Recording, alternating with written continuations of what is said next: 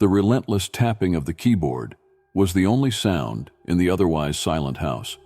I had been working for what felt like an eternity, my eyes glued to the computer screen as I raced against the deadline for my latest project. The soft glow of the monitor illuminated my face, casting long shadows across the room that danced with each flicker of the screen. It was late, far later than I usually worked, but the promise of a free weekend spurred me on. Suddenly, a movement outside caught the periphery of my vision.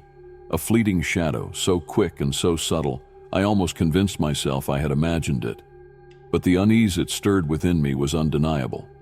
I tried to focus on my work, to regain the rhythm I had lost, but the feeling of being watched crept over me, cold and insidious.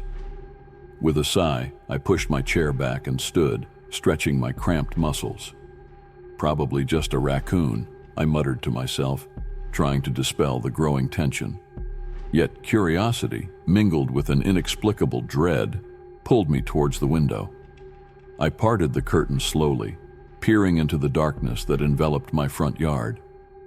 There, under the weak wash of the streetlight, stood a figure.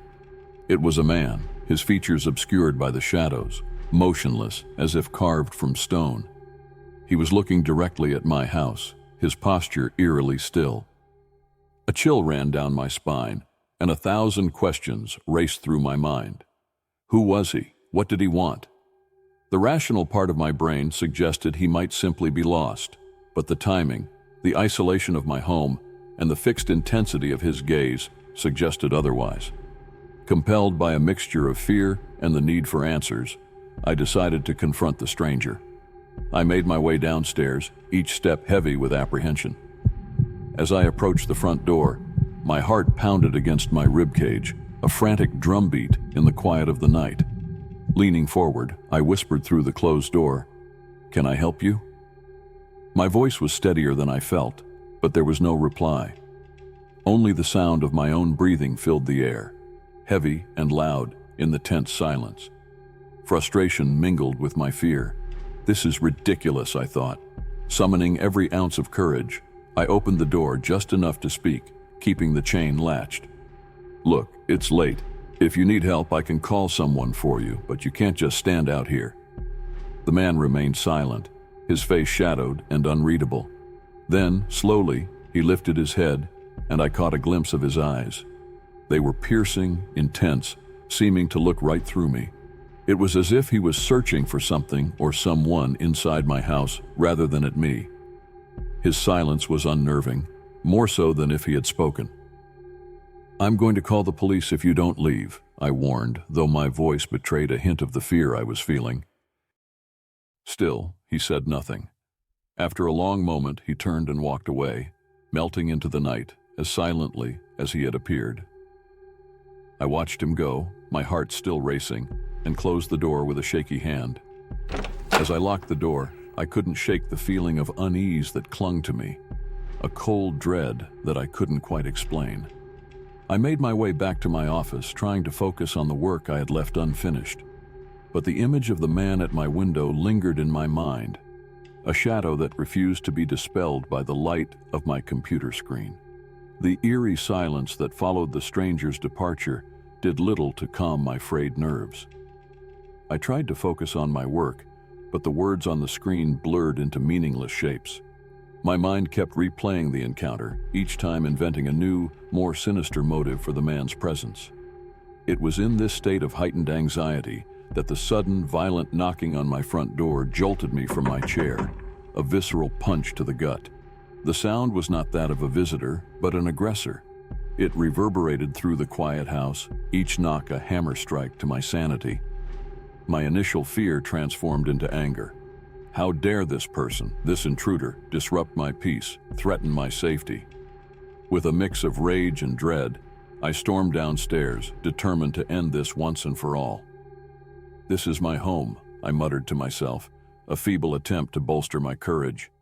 As I approached the door, the knocking intensified, as if the stranger knew of my hesitance and sought to exploit it. I reached for the doorknob, my hand shaking, and threw the door open with a force that surprised even me. The man was there, just as before, but the atmosphere had shifted. The air between us crackled with an unspoken threat.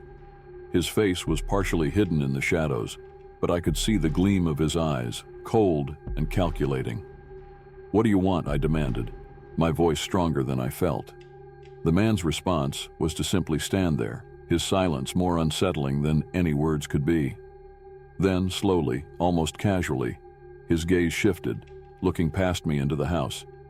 It was a calculated move, designed to intimidate, to remind me of my vulnerability. "I don't know what game you're playing, but you need to leave. Now," I added, trying to infuse my tone with authority I barely felt. For a moment, he remained motionless, and then, without warning, his hand moved. The moonlight caught the edge of something metallic, a knife, partially concealed by his sleeve. The realization hit me like a physical blow, and fear surged through me, eclipsing my anger. This was no mere trespasser. This was someone who meant harm. "Why are you here?" I stammered, my bravado crumbling under the weight of the situation. The man took a step forward, his intentions clear, even if his motivations were not. "You shouldn't have opened the door," he said, his voice a low growl that sent shivers down my spine. Panic took over. I slammed the door shut and locked it, my heart pounding in my chest. I could hear him on the other side, his presence an oppressive force that threatened to break through the thin barrier that protected me. The knocking resumed, each thud a reminder of my peril. I backed away from the door, my mind racing. I needed to call for help, but my phone was upstairs, in my office. I cursed myself for not bringing it with me. As I weighed my options, the knocking suddenly stopped. The silence that followed was almost worse, filled with anticipation of what might come next.